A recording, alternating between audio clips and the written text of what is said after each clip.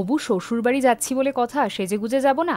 এই না না, আমার না, আজকে হচ্ছে আমার দাদার হবু শ্বশুরবাড়িতে আমার নিমন্ত্রণ। আসলে আজকে হচ্ছে আমার বৌদির জন্মদিন। তোমরা তো জানোই আমার কাজ শেষ করতে করতে রাত 9টা বেজে যায়, তো অনেকটাই রাত হয়ে গেছে। এখন ভাবছিলাম গিয়েও বা কি করব, কেক ফেক কাটা হয়তো হয়ে গেছে, কিন্তু তারা আমার জন্য লিটারালি ওয়েট করেছিল।